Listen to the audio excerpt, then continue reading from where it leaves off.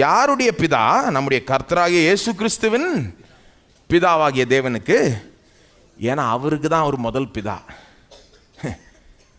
இந்த unique relationship, தனித்தன்மை வாய்ந்த உறவு இயேசுக்கு மட்டும்தான் இருந்தது பாருங்க.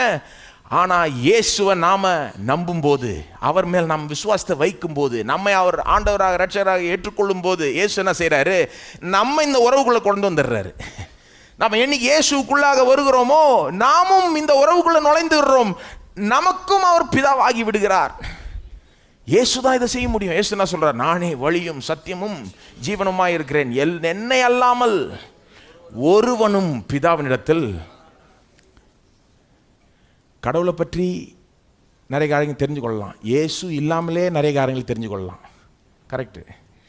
இயேசு இல்லாமலே நிறைய காரியங்களை கடவுளை பற்றி தெரிஞ்சுக்கலாம் பாருங்க.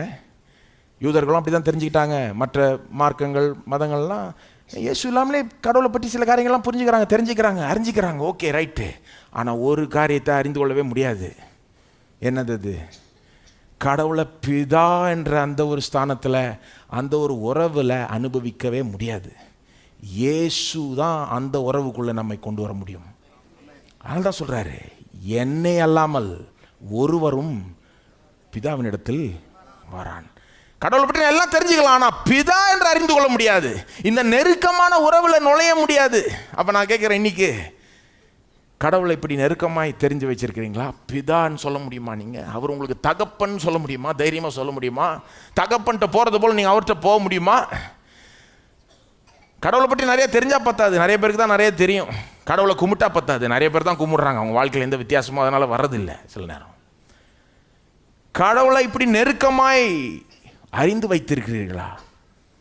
அனுபவிக்கிறீர்களா? இப்படி எப்படி உங்களுடைய பிதாவாக, உங்களுடைய தகப்பனாய் தெரியுமா உங்களுக்கு? இயேசு ஒருவர் மாத்திரம்தான் இந்த மாதிரி ஒரு உறவுக்குள்ளே நாம் கொண்டு வர முடியும். இயேசு ஒருவர் மட்டும்தான் பாருங்க.